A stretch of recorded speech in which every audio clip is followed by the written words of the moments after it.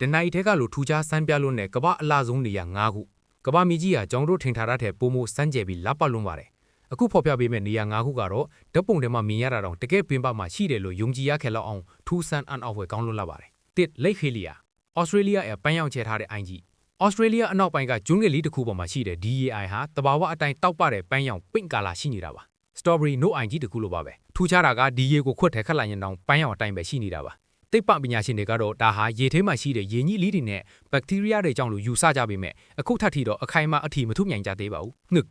ဝေတိုမိုဂလိုဝွန်ကေ့ဗ်နယူးဇီလန်ရဲ့မြေအောက်ကကျဲဆူတာဒီကူထဲကိုရောက်သွားရင်တင်ဟာကဘာပေါ်မှာမဟုတ်ပဲအာကာတို့ထဲကဂလက်ဆီတစ်ခုထဲရောက်သွားတယ်လို့ခန်းစားရမှာပါဂူမင်းတစ်ချက်တစ်ခုလုံးမှာထောင်ပေါင်းများစွာသောပိုးစုံကျူးလေးတွေကနီယွန်အပြာရောင်လေးတွေနဲ့လင်းလက်နေကြလာဖြစ်ပါတယ်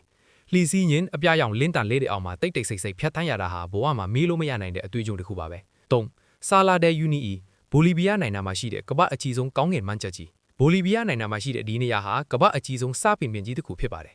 မိုးလွှာပြီးစီးအချိန်မှာရေလွှာပါးပါးလေးကစပင်ပင်ပေါ်မှာဖုံးလွှမ်းသွားတဲ့အခါရရမှာမှန်ချက်ကြီးတစ်ခုလိုထက်သွားပါလေ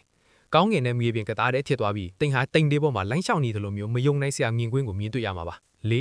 တဒိုးတူဟဲလ်တက်မီနစ္စတန်ရဲ့ကန်တာထဲမှာရှိတဲ့ဒီမီတွင်ကြီးပါတက်မီနစ္စတန်ရဲ့ကန်တာထဲမှာရှိတဲ့ဒီမီတွင်ကြီးကတော့တကယ်ကိုထူးဆန်းပါတယ်1980ခုနှစ်မှာဆိုဗီယက်အင်ဂျင်နီယာတွေရဲ့မှားယွင်းမှုကြောင့်တဘာဝတန်းငွေတွင်းပြိုကျသွားပြီးအစိမ်ငွေတွေထပ်မလာအောင်မီးရှို့လိုက်ရကနေအခုထက်ထိနှစ်ပေါင်း90ကျော်တဲ့အထိမငီးတော်ထည့်ပါတယ်။ညဘက်မှာဆိုရင်မိုင်ပေါင်းများစွာကအကွာဝေးကနေတောင်ဒီငရဲထန်တကားကြီးရဲ့မီးတောင်ကိုမြင်တွေ့နိုင်ပါတယ်။ငါချမ်းကြကြီးရဲ့ National Forest တရုတ်နိုင်ငံဟူနန်ပြည်နယ်မှာရှိတဲ့ဒီနေရာကိုမြင်လိုက်တာနဲ့ Avatar Ocean ထဲက Hallelujah တောင်တန်းတွေကိုချက်ချင်းတတိယသွားမှာပါ။မင်းမှာကျင်းမြောက်တဲ့ကြောက်တိုင်ကြီးပေါင်း3000ကျော်ဟာမြူနင်းတွေကြားမှာလေထဲပျော်ဝဲနေတယ်လို့မျိုးထူးခြားလာပတ်လွန်းပါတယ်